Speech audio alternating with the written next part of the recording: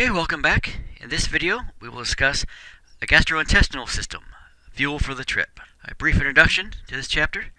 The gastrointestinal system has the following functions: to take in or to ingest raw materials, to break down or digest those raw materials into usable elements, breaking them down both physically and chemically, absorb elements, and also to eliminate what isn't usable by the body. Now, these functions are accomplished through an array of main and accessory organs, with food traveling through what is essentially one really long open tube until products are eliminated. Right, the learning objectives for this chapter: locate and describe the functions of the main organs of the digestive system, differentiate between ingestion and digestion, and also between mechanical and chemical processing of food, be able to trace the journey of a bolus of food from the mouth down through the anus, be able to discuss the structure of teeth, to be able to identify the layers that make up the walls of the alimentary tract, be able to describe the various enzymes and chemicals that are needed for digestion, be able to locate and describe the function of the accessory organs in digestion, and lastly, describe some common disorders of the gastrointestinal system. All right, we'll start with a system overview. Digestive tract, often called the alimentary tract or alimentary canal, is a muscular tube that contains the organs for digestion. Now, the tube begins at the mouth and it ends at the anus. Now, in between these 2 points, you'll find the pharynx, which is your throat, the esophagus, stomach, small intestine, and large intestine.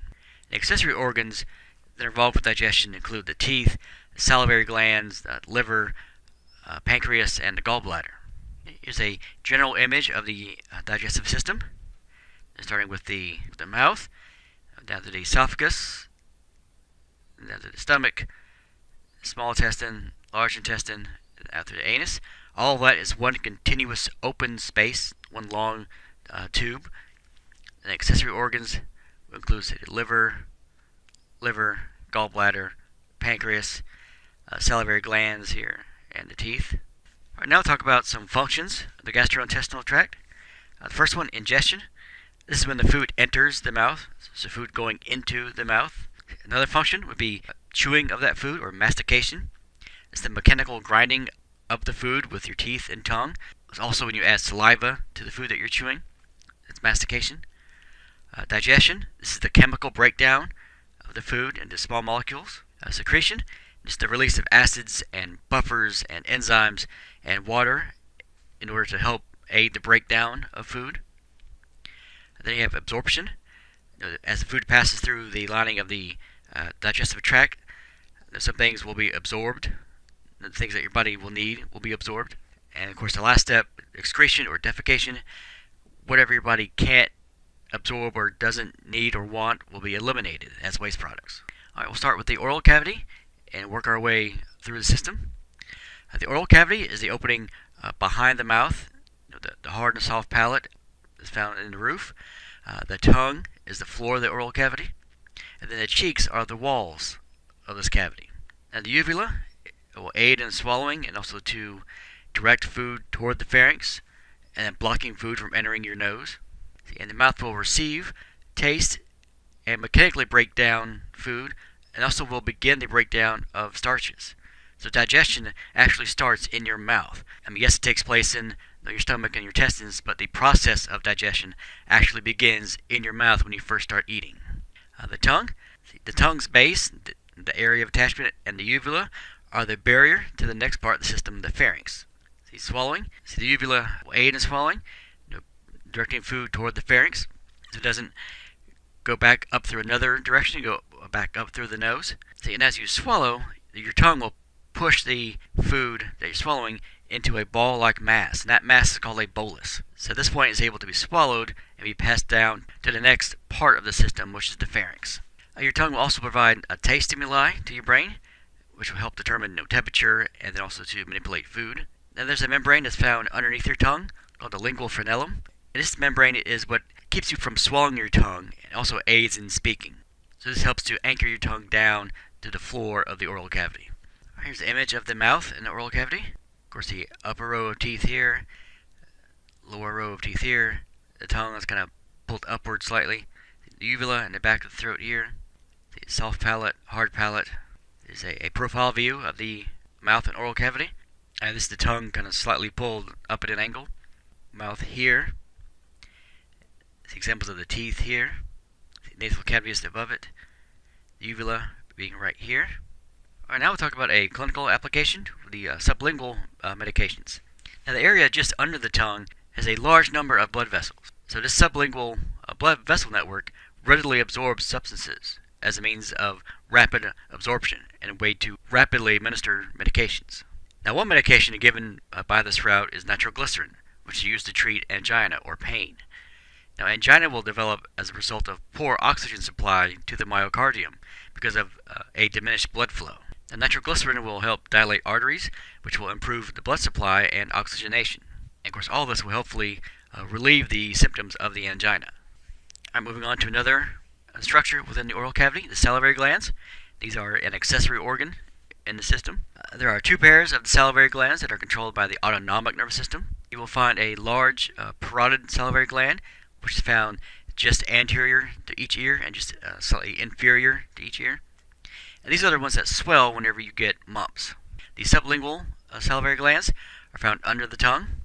The submandibular salivary glands are located on both sides of the inner surface of the mandible, near the lower jaw. And the ducts from these glands will empty into the upper portion of the oral cavity. So these are the glands that will secrete saliva, which will start the chemical process of breaking down the food that you're eating. Now these glands will produce between 1 and 1.5 liters of saliva every day.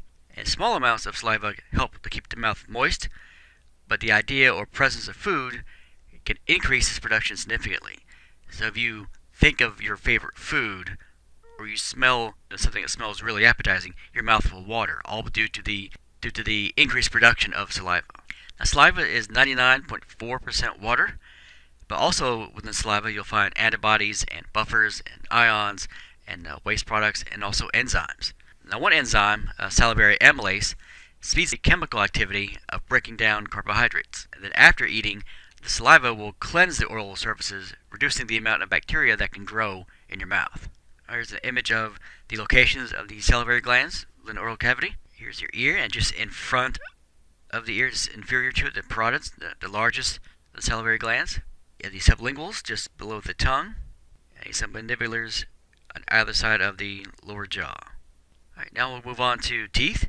Alright, the first set of teeth we have, the primary teeth, are also called the deciduous teeth. And as we get older, these will fall out because they are pushed out by our adult teeth. The first tooth that we have generally appears around when a baby is 6 months old. The lower central incisors appear first, and then all 20 teeth in our primary set of teeth are in place by age 2.5. Right, between the ages of 6 and 12, these teeth will fall out and are replaced by our adult teeth, our 32 permanent teeth. And our wisdom teeth will appear by the time that we are 21 years old. Right, there are various different types of teeth depending on their function and their shape. The first one, incisors. These are located at the front of the mouth, are blade-shaped, and are used for cutting food. Canine teeth are used for holding and tearing or slashing of food, also known as cuspids or eye teeth, and they're located right next to the incisors. Bicuspids, or also known as premolars, are transitional teeth, and molars are the ones with flattened tops, and both bicuspids and molars are responsible for crushing and grinding food. I'll now talk about some tooth anatomy. Teeth will have a crown, a neck, and a root. Now the crown is the part that you see sticking out of the gum, and normally is covered by the hardest biologically manufactured substance that's known as enamel. Now the neck is the transitional section that leads to the root. Now internally, most teeth are made up of a structure called dentin, which is a mineralized bone-like substance. And the layer more internal to that is the pulp, which is found in the pulp cavity. Now this pulp cavity will contain blood vessels and nerves, providing nutrients and sensation. Now the nerves and the blood vessels get to the pulp cavity through the root canal. Now the root is nestled in a bony socket and is held in place by fibers of the periodontal ligament. In addition, cementum, which is a soft version of bone, will cover the dentin of the root, which helps to secure the periodontal ligament. Now healthy gums, or gingiva, help to hold the teeth in place, and there are some epithelial cells that help form a tight seal around the tooth to prevent bacteria from coming in contact with the tooth's cementum.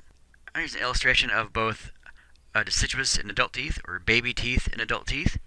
The central incisors here, the teeth that baby normally get first, the ones right in front. Then they have cuspids and molars.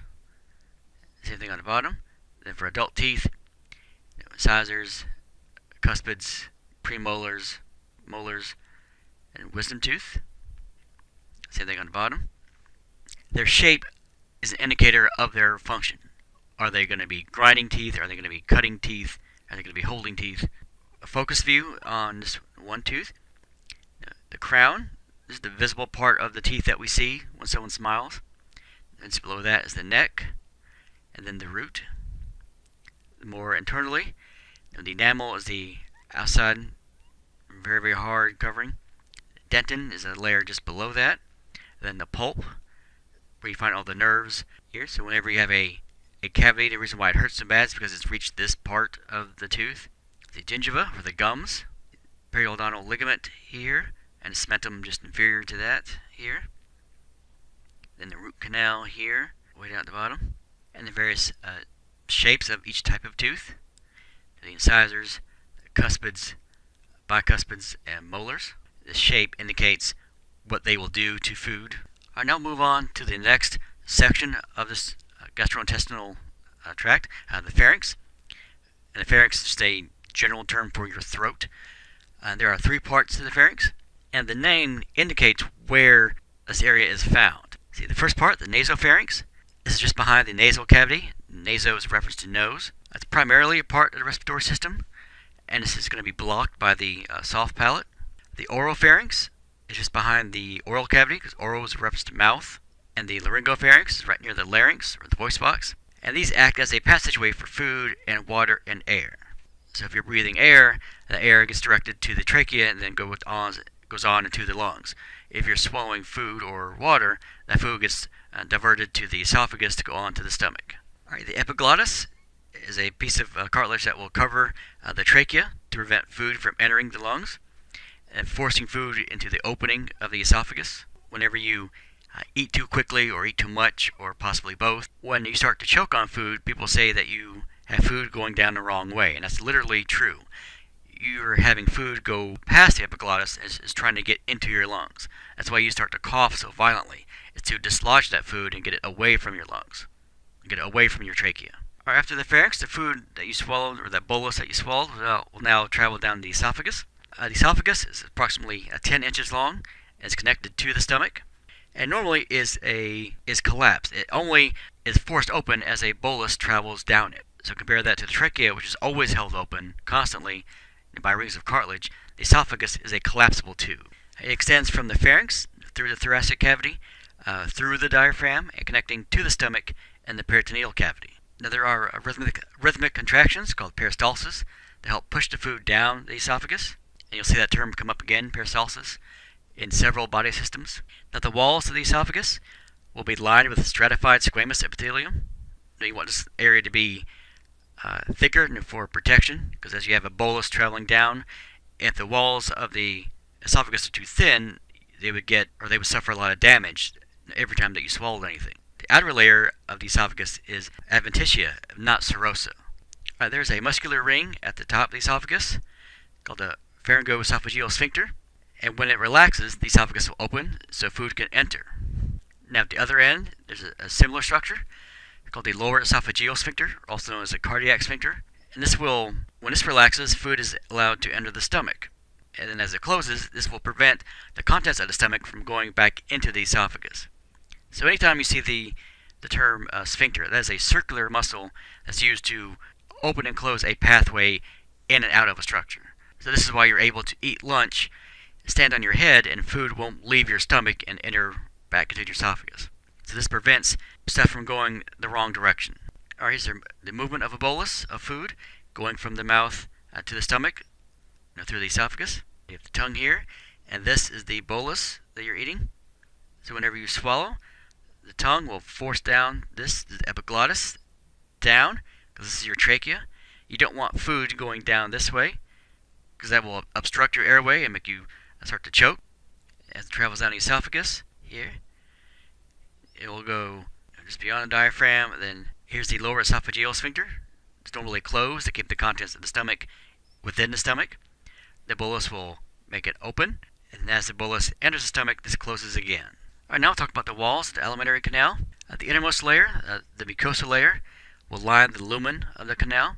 And this layer is composed mostly of surface epithelium with some connective tissue, and has a very thin, smooth muscle layer that surrounds it. And the mucosa will possess cells that will secrete digestive enzymes to break down foodstuffs, and then goblet cells that will secrete mucus for lubrication. So the mucosa layer will help make mucus in order to protect the tissue below it, and also to lubricate the food as it travels by. The next layer is the submucosa.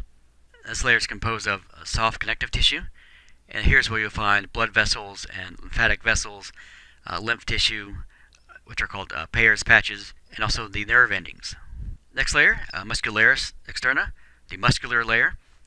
You'll have two types of smooth muscle.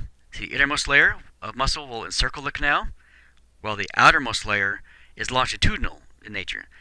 So this will lie in the direction of the canal. The outermost layer, the serosa, is composed of a single thin layer of flat serous fluid producing cells that are supported by the connecting tissue. And the serosa is the visceral peritoneum of most of the canal. Right here is a close-up image of the different layers. So we start with just one small piece of the canal here. If we were to peel back layer by layer, of course the outermost layer, the serosa. The next layer will be the muscular layer, the muscularis externa. And you have two different types of muscle, because they're lined up in different orientations. You have the longitudinal layer here, which will go in the direction of where the tube is going at that point. And then the next layer of smooth muscle will be circular. This will wrap around the entire canal. The next layer beyond that, you have the submucosa, and next layer beyond that, the most internal, the mucosa. And now move on to talk about the peritoneum. Now, the peritoneum is a serous membrane in the abdominal pelvic cavity, and the visceral peritoneum covers the organs, and the parietal peritoneum lines the walls of the abdominal pelvic cavity. And this came up in a previous video. The terms visceral and parietal are not specific for any one body system. They are general anatomy terms. Anything that's visceral will line organs directly. Anything that's parietal will line a cavity. So visceral peritoneum will line the organs of the peritoneum, and the parietal peritoneum will line the abdominal pelvic cavity. Now between these layers is a fluid-filled potential space called the peritoneal cavity. Now the peritoneum is different from other types of serous membranes. Some abdominal organs are not surrounded by the peritoneum, and these are called retroperitoneal organs. A good example of those are the kidneys. They lie behind the peritoneal cavity. Now the peritoneum has several extensions called mesentery that will drape over the abdominal organs. Alright, now we've passed the esophagus. Now we're into the stomach. The stomach is located in the left side of the abdominal cavity, just under the diaphragm, and it's covered completely by the liver. It's approximately 10 inches long, and the diameter will vary depending on how much food you've eaten. Now it can hold up to 4 liters when it's filled, and there are gastric folds that allow the organ to expand as needed. These gastric folds are called rugae. Now, the stomach has 4 main functions. The first one, the temporary holding area for food. It also will secrete gastric acids and enzymes that will mix with the food and performing chemical digestion. It also helps to regulate the rate of new partially digested food, and as it enters the small intestine, the semi-fluid paste is called chyme. It also will absorb small amounts of water and substances on a very limited basis. The stomach is a very harsh environment, so it doesn't really absorb that much of anything. Now, the stomach is divided into 4 regions. Near the heart is the cardiac region, just near the cardiac sphincter, or the lower esophageal sphincter. The fundus, which is a temporary storage area for food as it enters the stomach, is laterally and slightly superior to the cardiac region. The main portion of the stomach is called the body, and there are 2 curves. You have the lesser curvature, which is concave, and then the greater curvature, which is a larger convex curve.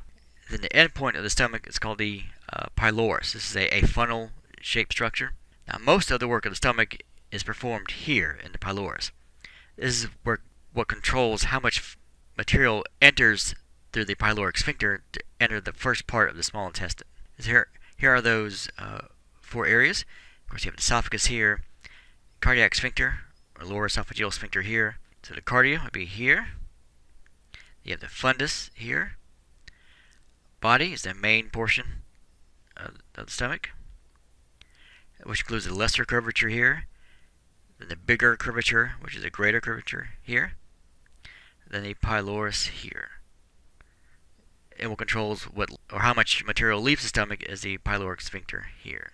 Now we'll talk about the muscle layers of the stomach. The muscular action of the stomach works like a cement mixer, basically churning material around, adding digestive enzymes constantly. The more it churns, the more surface area can be exposed to these enzymes and acids, so more can be broken down more quickly. And this is done by 3 layers of muscles. You have the longitudinal layer, the circular layer, and the oblique layer.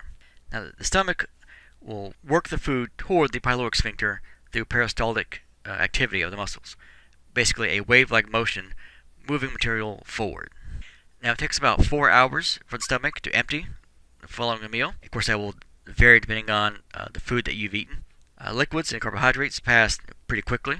Proteins take a little bit more time to get through the process, and then fats take the longest, usually between 4 to 6 hours. Alright, now we'll talk about gastric juice. Now, gastric juice is not just one item, it's a combination of multiple secretions by multiple kinds of cells. It's a combination of hydrochloric acid, pepsinogen, and mucus. Now, pepsinogen is secreted by the chief cells. Hydrochloric acid is secreted by the parietal cells, and when those two are mixed, pepsinogen is turned into an active form called pepsin. This is the main digestive enzyme. So pepsinogen, when normally secreted, is an inactive enzyme. It can't do anything until it gets mixed with hydrochloric acid. And pepsin will break down proteins, and hydrochloric acid will break down connective tissue. Hydrochloric acid is also a very strong acid. It has a pH of between 1 and 2. This can cause a chemical burn on your skin, which is why it's so effective at killing pathogens. It's also why heartburn hurts so much. When this acid goes beyond the cardiac sphincter and into your esophagus, it's literally burning through that tissue. That's why it's called heartburn. Now, the mucus cells will generate a very thick layer of mucus that will help protect the stomach and stomach lining from the effects of such a strong acid. And the stomach will also secrete intrinsic factor, helps the intestines absorb vitamin B12. Here's a table with the gastric glands and their functions. The chief cells make pepsinogen. When that gets activated into pepsin, will begin the digestion of proteins. The parietals will make hydrochloric acid and also intrinsic factor. Mucus cells will make mucus, and the endocrine cells will also make a hormone called gastrin. Alright, now we'll move on to the control of the stomach action. Now, the stomach's activity is controlled by the parasympathetic nervous system, and in particular the vagus nerve. Now, the vagus nerve is what will increase the motility of the stomach and also the secretory rates of the gastric glands. Okay, there are 3 phases to gastric juice production. The first one, the cephalic phase, and this is due to the sensory stimulation, the sight of food or the smell of food. This will stimulate your parasympathetic nerves through your medulla oblongata to release gastrin. This gastrin will travel through the bloodstream and will reach the stomach, which will stimulate gastric gland activity. Our next phase is the gastric phase. 2/3 of the gastric juices are secreted as food enters the stomach and distends the walls, which signals the stomach to secrete even more gastric fluid. And the last phase, the intestinal phase, where food will leave the stomach, entering the duodenum, the first part of the small intestine. So as this food leaves the stomach to enter the intestine, this will slow down gastric gland secretions, and this will continue until the last bolus leaves the duodenum. Cephalic, gastric, and then intestinal phases. Seeing and smelling food, then actually getting food into your stomach, and then passing that food on into your intestines. Here's an image of those 3 phases. Sensory stimulation, seeing food, smelling food, tasting food, or even thinking about food. That's the cephalic phase, which will cause the medulla to stimulate the vagus nerve, which will cause gastrin and the gastric glands to increase. That will lead to the gastric phase, where food is actually into the stomach, which will distend the walls of the stomach, which will cause gastric juice to increase even more, which will lead to the intestinal phase. As the bolus leaves the stomach, that will decrease the distension of the walls of the stomach, which will lower gastric secretions. Because there's no need to make gastric secretions if there's nothing to digest there. Control of the stomach action. Now, the rate of the movement of this semi-fluid paste called chyme is very important. You can't have all the material in your stomach trying to enter the small intestine all at once. it would be just too much to handle. There has to be a way to regulate how much enters and how quickly. If it moves too slowly, the rate of digestion and absorption will be decreased and may allow for the acidity of the chyme to cause erosions of the stomach lining. If the chyme goes too quickly, the food particles may not be sufficiently mixed with the gastric juices, leading to insufficient digestion. And the chyme that isn't given time to neutralize can cause erosion of the intestinal lining. Remember where chyme is coming from. Chyme is coming from a very acidic environment. It has a pH of between 1 to 2. You can't have something that acidic entering the small intestine. There has to be a way to neutralize that before it gets to the small intestine. And we will talk about that a little bit later on. Alright, small intestine. Small intestine is located in the central and lower abdomen. This is the main organ of digestion because this is where most of your food gets absorbed. And all the parts in this chapter that we'll talk about have an important role, obviously. And most people think that the stomach is the biggest player in the system. But the chief player of the digestive system is the small intestine. Now, the small intestine may be small in diameter, but not in length at all. This is the longest section of the alimentary canal, with an average length of about 20 feet. And the diameter will range depending on what it connects to. It can be 2.5 centimeters where it meets the large intestine, and it can be about 4 centimeters where it meets the stomach. Here's the stomach here. The first part, the duodenum, or duodenum, that leads to the jejunum. And the last part will be the ileum. And this part will attach to the large intestine. We'll talk about the function of the small intestine. Now, the walls of the small intestine will secrete digestive enzymes, which are important for the final stages of the chemical breakdown of food. They will also secrete hormones that will stimulate the pancreas and gallbladder to act, and also will control stomach activity. Now, secretin is one of these hormones that will stimulate the pancreas. Now, 80% of the absorption of usable nutrients occurs when chyme first comes in contact with the mucosal walls of the small intestine. So amino acids, fatty acids, simple sugars, vitamins, and water are all absorbed here. And the remaining 20% is absorbed in the stomach. Now, any residue that is not utilized in the small intestine is moved on into the large intestine to eventually be removed or defecated from the body. Now, there are 3 regions of the small intestine that we saw on the image. The duodenum is about 25 centimeters long, is located near the head of the pancreas. And the term duodenum or duodenum gets its name from duo, which means 2, and denum, which means 10, which equals 12, 2 plus 10. This number is the number of finger widths that the organ is. So it's about 10 inches. The next section, the jejunum, is the middle section, is about 2.5 meters long. So it's about 7 feet long. And then you have the terminal end is the ileum, which is about 2 meters long, which is about a little over 6.5 feet long. And this will attach to the large intestine at the ileocecal valve. All right, now we'll talk about duodenal function. The pyloric valve is important. We mentioned this before because it allows how much chyme is allowed to enter the duodenum. Because the small intestine can only process a little bit at a time. All right, this is done through muscular action. Now, the muscular action of the duodenum will work in 2 different ways. You have segmentation. This causes the mixing of chyme and digestive juices like a cement mixer, while peristalsis moves the food toward the large intestine. Now, the pancreas and the gallbladder will also add secretions into the duodenum. You'll get bile from the gallbladder and liver, and then pancreatic juice from the pancreas. The bile will work to emulsify or break down fats into usable forms, making the fat disperse in water. When you emulsify fat, you're turning it into basically water droplets. And then the pancreatic juice will contain bicarbonate, sodium bicarbonate ions, which will help neutralize the acidic chyme, so your small intestine is able to handle the acidic nature of it. And what this does is, bicarbonate ion has a very high pH.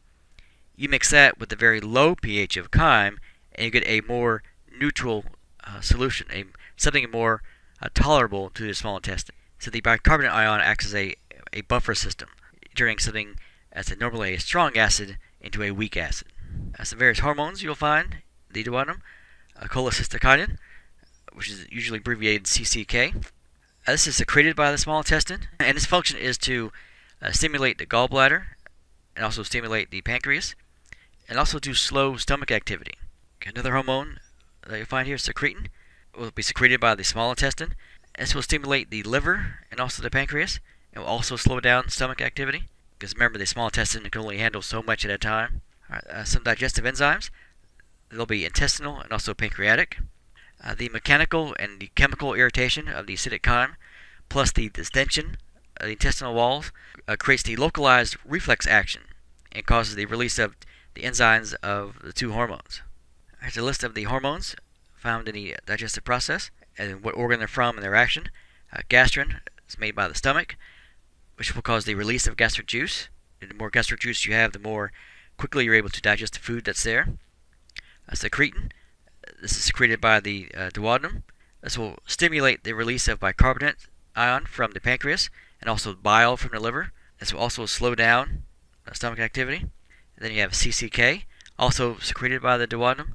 This will stimulate the release of bile from the gallbladder, and it will also act to slow down stomach activity. All right, now we'll move on to the walls of the small intestine. There are some modifications done to the small intestine, and these are mainly done to increase surface area. There are circular folds in the small intestine called the plicae circulares, and on these folds you'll find finger-like protrusions into the lumen called villi. And each villi has extensions on top of that called microvilli, and all this is done to increase surface area. Each villus contains a network of capillaries and lymphatic capillaries called the lacteal, and the intestinal glands are located in between the villi. So the more area that you have spread out between the villi and the microvilli, the more material you're able to absorb at a much higher rate. Now these capillaries will absorb and transport nutrients to the liver for further processing. The lipids will become chyle and are absorbed by the lymphatic system. Now these villi are also very tightly packed together, giving it a very velvet-like touch and velvet-like appearance. And like I mentioned earlier, the villi have outer layers of columnar epithelial cells are called microvilli. So if you were to zoom in just on one area of the small intestine here, it would look like this. And you still have the four walls, or the four layers, that's found throughout the alimentary canal: mucosa, submucosa, muscular layer, and serosa. So if you zoom in just on this one piece here, each one of these projections is a villus. So within each one you'll find a network of capillaries and then a lymphatic capillary, which in the intestines is called a lacteal. You also find Peyer's patches scattered throughout the intestines. Then on each one of these villi, you have microscopic extensions called the microvilli. And this is how they would actually look. This has a very velvet-like appearance, very velvety touch to them. Alright, now move on to the large intestine. This will begin at the ileocecal orifice, which connects the small intestine to the large intestine, and will continue on through the anus. And of course the large intestine will border the small intestine. Now the functions of the large intestine, the main function is to absorb water. It can also absorb vitamins that are produced by the normal bacteria that are found in your large intestine. And also to compact waste products and package this material in order to be defecated from the body. So the large intestine has a minor role in the digestive process. Its biggest thing is to absorb water. Now, if it absorbs too much, you'll be constipated. If it absorbs too little, then you'll have diarrhea. And there are no villi in the large intestine, so that's why there's so little nutrient absorption occurs here. Here's an image of the large intestine. There's the ileum, the last part of the small intestine, and where it meets the large intestine, ileocecal valve or ileocecal sphincter. The cecum is the first part of the large intestine, where you'll find the appendix. The large intestine will go up, across, then down, and then kind of circle back around, and then out through the anus. Now the large intestine is about 5 feet long and about 2.5 inches in diameter. And then you have the three main regions. You have the cecum, which is the first part, the colon, and then the rectum. The term colon is always a reference to the large intestine. The cecum is a pouch-shaped structure. This is what will receive any undigested food and water from the ileum. Attached here you'll find the appendix, which is about 3 inches long, slender and hollow and dead-ended tube that's filled with lymphatic tissue. The appendix has no real known purpose. It may have a lymphatic purpose or may have a role in your immune system, but it's one of those structures that you can live without and not be that big a deal. If this area becomes blocked or inflamed, it causes appendicitis and must be removed quickly or treated with antibiotics.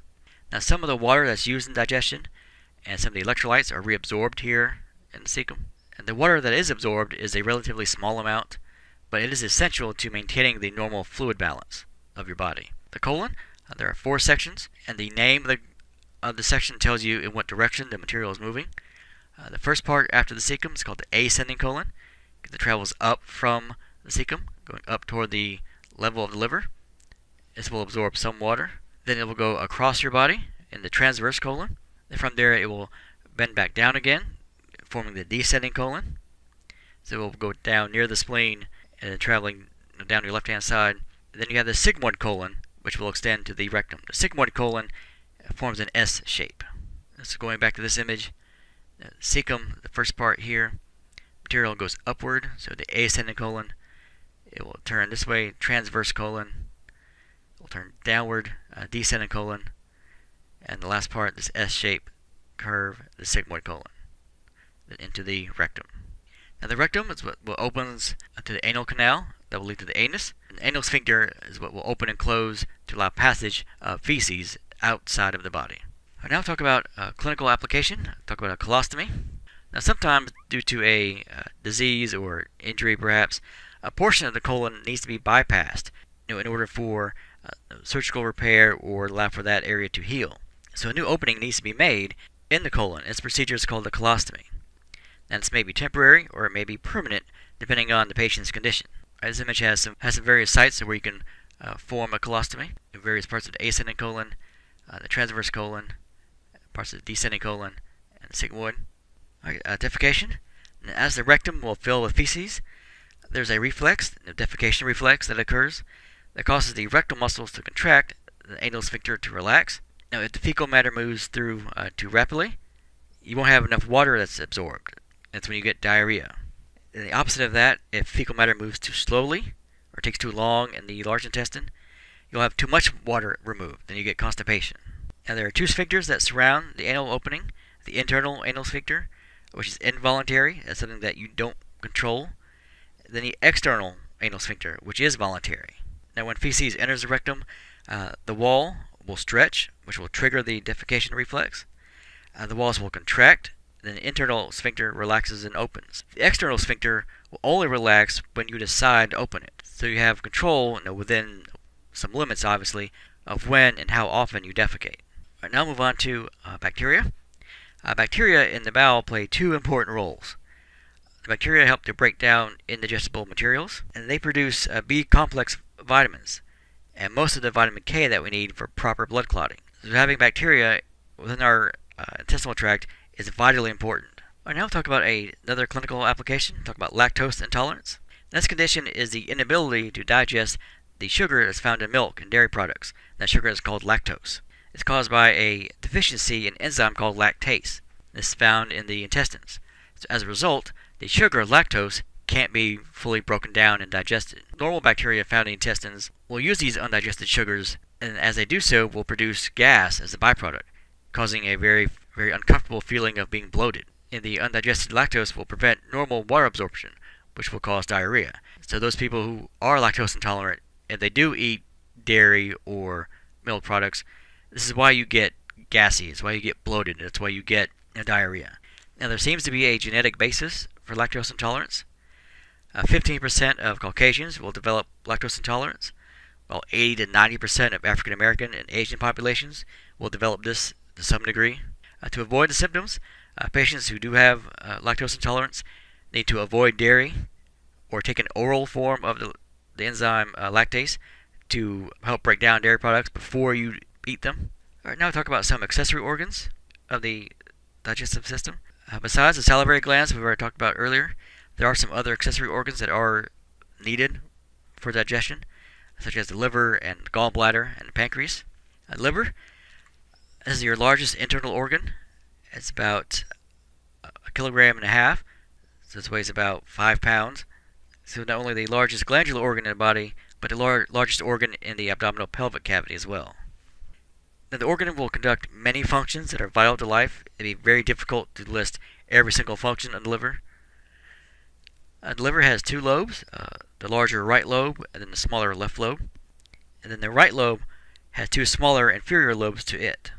Now, the liver will receive about 1.5 quarts of blood every minute, either from the hepatic artery, which will provide oxygen-rich blood, or also from the hepatic portal vein. So blood that is returning from the intestines before it goes to the heart in a normal cardiovascular system will stop by the liver first to be filtered again. Alright, here's an illustration of the liver. You have the two lobes here, the gallbladder found underneath it, the common bile duct, the cystic duct. Alright, it's a very short list of the functions of the liver. It will detox the body of harmful substances like drugs, like alcohol. It will create body heat. It will destroy old blood cells and recycle their usable parts while eliminating parts that are not needed, such as bilirubin, which is a pigment found in bile, and also will give color to feces. It will form blood plasma proteins such as albumin and globulin. It will produce the clotting factors such as fibrinogen and prothrombin. It will create the anticoagulant heparin. It manufactures bile, which is needed for the digestion of fats. Even though bile is stored in the gallbladder, it's made by the liver.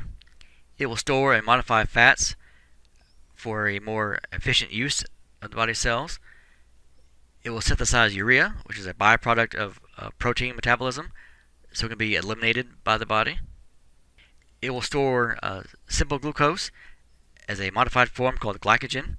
Blood sugar levels get too low, the liver will reconvert that back to glucose, so you have a quick source of energy right away. It will store ions, vitamins A and B12 and D and E and K. It can also make cholesterol. And again, this is a very, very short list of all the stuff that the liver can do. That's why your liver is such a vital organ. Alright, now we'll talk about bile. Secretion of the hormone secretin will stimulate bile production, which is a critical liver digestive function. Now, the salts that are found in bile act as a detergent or an emulsifier. They take fat and break them up into tiny droplets. This is called emulsification. This makes the process of digesting these fats a lot easier. Now, the bile will help to absorb fats from the small intestine, and it transports bilirubin and excess cholesterol to the intestines to be eliminated by the body. Now, bile will leave the liver through the hepatic duct, and it will travel through the cystic duct onto the gallbladder until it's stored there until it's needed. It's not secreted until it's told to do so by the hormone secretin. See, the gallbladder is a sac-shaped organ. It's about 4 inches long, located just under the liver's right lobe. Now, while storing bile, it will absorb much of its water content, making it between 6 to 10 times as more concentrated. So if over-concentrated, the bile salts may solidify, as what forms gallstones. So it's bile with too much water taken out. Now, the presence of fatty foods in the duodenum will cause the release of the hormone CCK, cholecystokinin. This release will cause the smooth muscle in the walls of the gallbladder to contract, squeezing bile into the cystic duct, and then through the common bile duct and into the duodenum. So it's the presence of the fats that release CCK, which causes the release of bile. Alright, now we'll talk about another clinical application, cholecystitis. Stones that are often formed from cholesterol in the gallbladder are called cholelithiasis. These can range anywhere from the size of a grain of sand to marbles or even larger. Now, stones that get lodged in the bile duct will cause severe pain that will radiate to the right shoulder. If inflammation will develop from here, it's called cholecystitis. Now, if the blockage causes a backup of the bile and back into the liver, this can lead to jaundice. So treatment of this condition will include the removal of the blockage of the bile duct either through medications or through shock waves, or if needed, surgical removal. Alright, now we'll talk about the pancreas. The pancreas plays a very important role in digestion. It also is a dual function gland, has an exocrine function and an endocrine function. For this chapter, we'll focus on the exocrine function. It's about 6 to 9 inches long. It's located posterior to the stomach and will extend laterally from the duodenum toward the spleen. And the exocrine portion will secrete buffers and digestive enzymes through the pancreatic duct into the duodenum. This is what the pancreatic juice is. It contains that high amounts of sodium bicarbonate ion to help neutralize the acidic chyme as it enters the small intestine. So these buffers usually have a range up to about 8.8, which will help neutralize the very strong acidity of the chyme, which is between 1 and 2. If you don't have this buffer, you're going to have acid basically tearing away at the small intestine, and you won't have a small intestine for too long. And the secretory action is activated by the release of hormones from the duodenum. Now, the general digestive enzymes of the pancreas, there are several of them. We'll talk about just a few here. The first one, carbohydrates. This will work on sugars and starches. Lipase, this will work on lipids. Proteinase will work on proteins. And then nucleases, these will break down nucleic acids. Here's an image of the pancreas here. You see this one long duct here that runs a full length of the pancreas.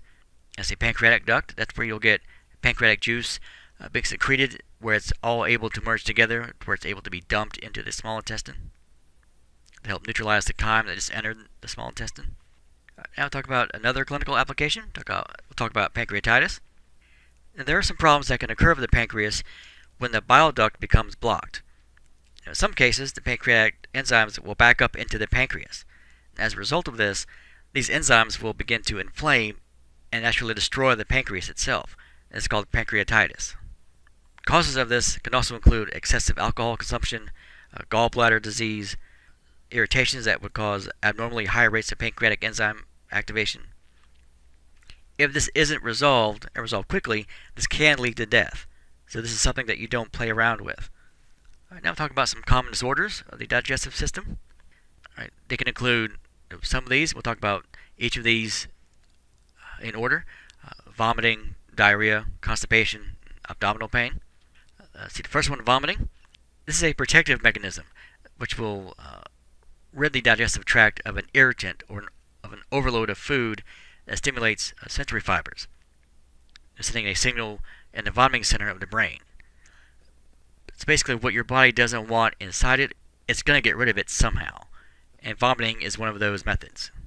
Motor impulses that are sent to the diaphragm and the abdominal muscles to contract, squeezing the stomach muscles and the opening of the cardiac sphincter at the esophageal opening, and the material will go back up instead of going forward into the system.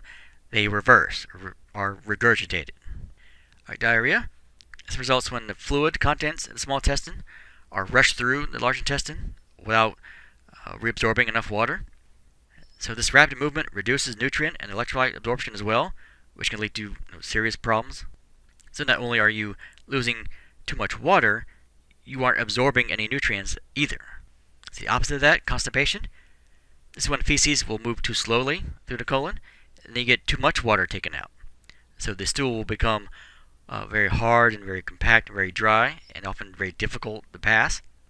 Now, constipation doesn't refer to the frequency of how often that you stool, but instead of the hard consistency of the stool. The peptic ulcer disease. This can affect the lining of the esophagus or the stomach or the duodenum. And the most common region of this is the upper part of the small intestine, or the duodenum. This is caused by an imbalance in the juices of the stomach that produce more acid. Then you get mucus. Because remember that mucus lining is there to protect the innermost lining of this tract. So if that protective mucus layer isn't there, the acids are there to just eat away at the tissue that lies underneath. See, the main cause of these ulcers is the bacteria Helicobacter pylori. What it does is it opens a wound in the lining of the intestinal, or lining in the intestine, which is made worse by exposure to your stomach acids. Here's an example of a peptic ulcer. Basically a hole in the intestine, and this will get more and more irritated as it gets exposed to more stomach acids for a longer period of time. Okay, here's an illustration of how this happens. You get an infection with this bacteria, H. pylori, which will cause an inflammation in the mucosal layer. And then you have the hydrochloric acids and other acids basically eat away at the area around it, causing the ulcer. Alright, in this table we have some pathology of the digestive system, such as abscess, anorexia, bulimia, caries, cholecystitis, cholelithiasis, and their basic descriptions. Now, some of these we've gone over in this video, and some we haven't. Here's some more: cirrhosis, cleft lip, cleft palate, Crohn's disease, diverticulitis, enteritis, esophageal stricture, esophageal varices, fissures, gastritis, gastroenteritis, gingivitis, gum disease, hemorrhoids, hepatitis, hiatal hernia, ileitis, impacted wisdom tooth, inguinal hernia, intussusception, IBS, irritable bowel syndrome, malabsorption syndrome, peptic ulcer, periodontal disease, polyposis, pyorrhea, reflux esophagitis, ulcerative colitis, and volvulus. Of course, this is a very short list of all the various pathologies that you can find within the digestive system and their descriptions. Alright, we'll end this video and this chapter with some points of interest. Basically some key reminders of what we talked about in this video. The digestive tract is a hollow tube that goes from the mouth all the way down to the anus. It utilizes a variety of accessory organs that allow the digestion of food and then also the absorption of nutrients. Food is processed both mechanically and chemically to efficiently break it down. The following are the main components of the alimentary canal and their functions. This is a list of all the structures that we talked about, their digestive activity, the substance that is digested, anything that is required beyond that. Good summary of the stuff that we've talked about in this video.